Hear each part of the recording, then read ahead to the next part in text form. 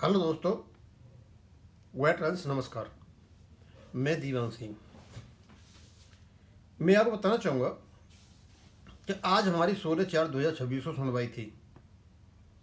10:30 बजे सुनवाई शुरू हुई।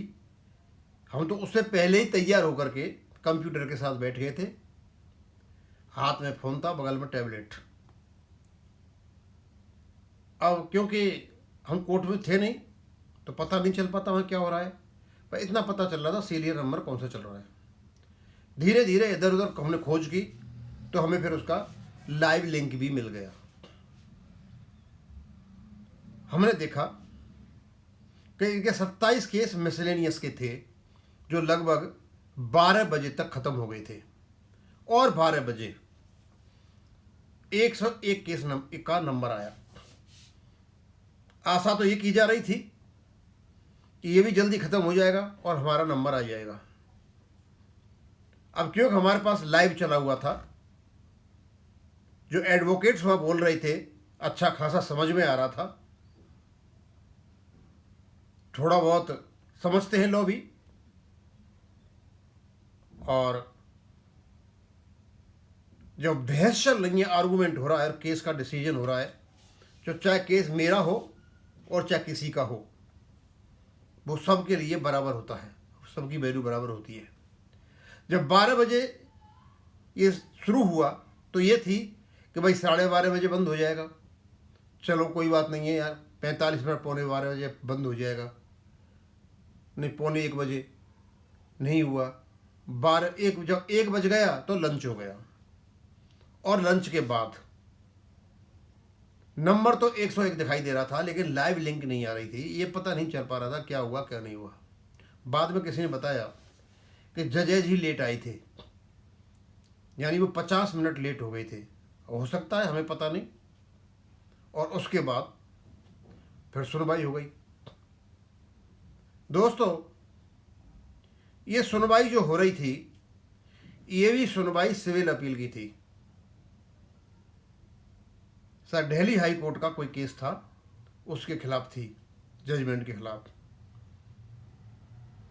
हमारा केस भी सिविल अपील है, चंडीगढ़ हाई कोर्ट की जजमेंट के खिलाफ।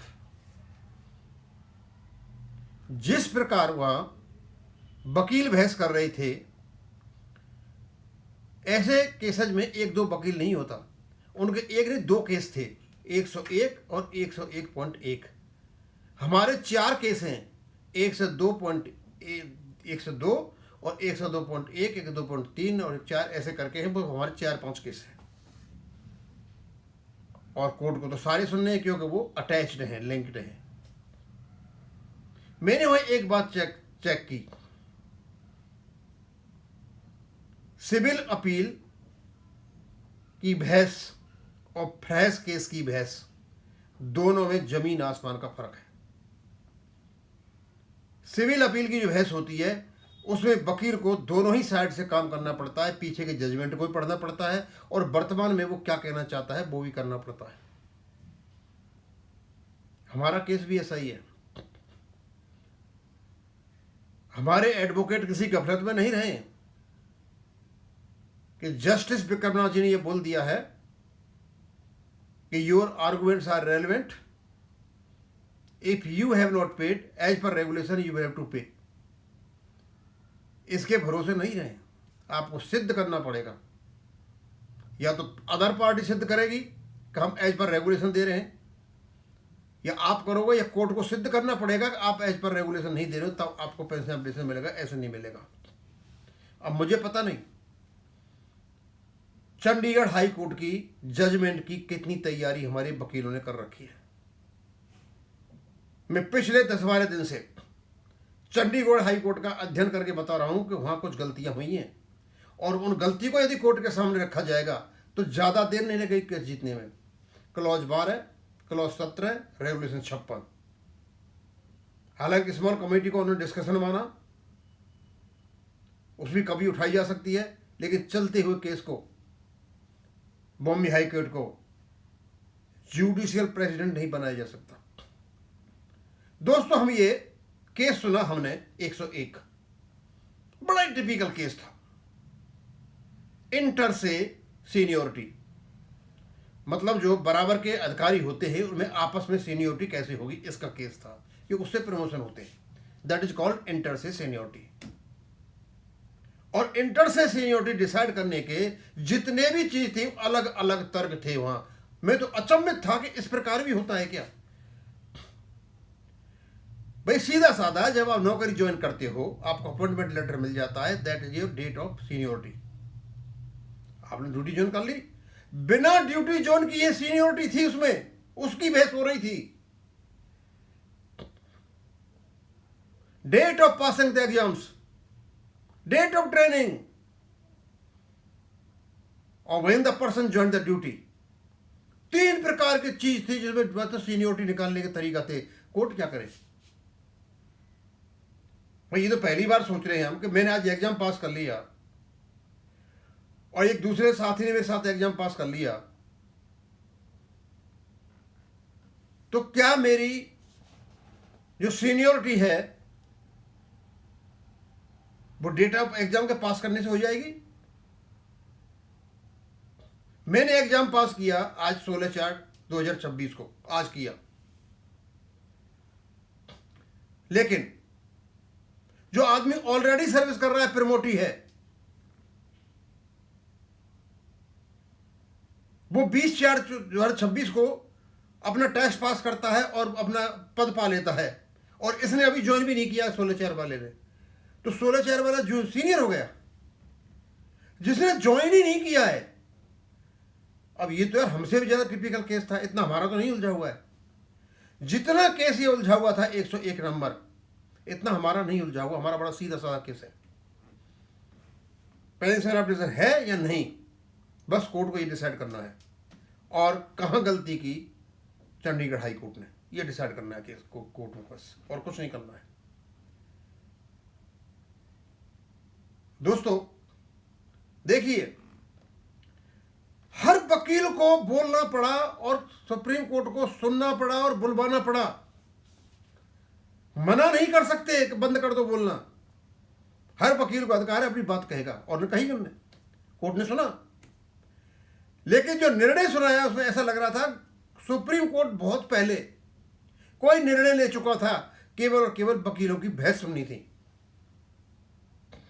बहुत पहले निर्णय ले चुका था।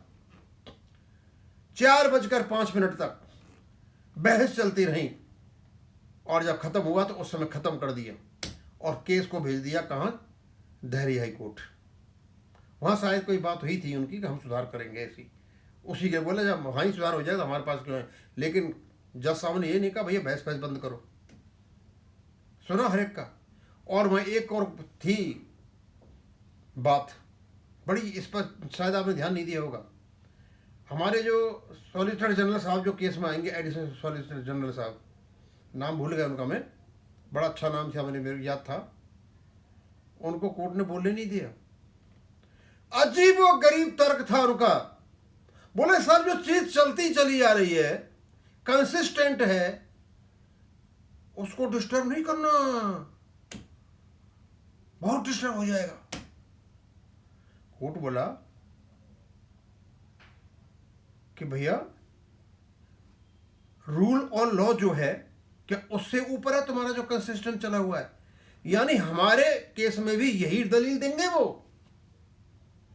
कि सब चला हुआ है, इसको डिस्टर्ब मत करना, पेंशन ऑपरेशन की जरूरत नहीं है, ये डिस्टर्ब हो जाएगा सारा, बहुत बड़ा उल्टा सीधा मामला खराब हो जाएगा। कोर्ट ने फटकार दिया। और मैं बता दूं, कोर्ट का बड़ा साफ रखा है हमारे बारे में, if you have not paid as per regulation you have to pay as per rule of the law. Supreme court यही बात करता है, रूल ऑफ द लॉ। अब रही इसकी बात, हमारे केस की सुनवाई नहीं है, वहां आता हूं मैं। भाई पहली बार मैंने देखा, कम से कम 1-2 घंटे मेरे 5000 व्यूअर ने मेरा वीडियो देख लिया था। शाम को क्या हुआ, एक भी आदमी ऐसा नहीं था जो अशांत नहीं हो, बहुत गुस्सा था, उनका कमेंट से पता चल रहा था। दोस्तों ये जीवन है, ये पार्ट है, ये चलेगा। ना मेरे गुस्सा होने से कुछ होता है, ना नर्वस होने से कुछ होता है। पर मैं एक बात स्पष्ट रूप से कहना चाहता हूं, और खास करके अपने एडवोकेट से, चंडीगढ़ हाई कोर्ट के जजमेंट को अच्छी तरह पढ़ लें। ये सिविल अपील है, इस सिविल अपील में ऐसे ही बहस हो रही है जिस प्रकार आज 101 नंबर में हो रही थी, क्योंकि उसका लाइव हमने देखा है। मैंने जितने भी वीडियो बनाए थे सारे के सारे मैं सेवाराम जी को भेज चुका हूँ। देखें न देखें ये इनकी मर्जी है, क्योंकि ये वहाँ कहीं भी फंस सकते हैं। जब तक उसका एकदम स्पेसिफिक साफ सुथरा नॉलेज या जानकारी नहीं होगी तो परेशानी खड़ी होगी। अब मैं यहीं खत्म करूँगा। थैंक यू, धन्यवाद।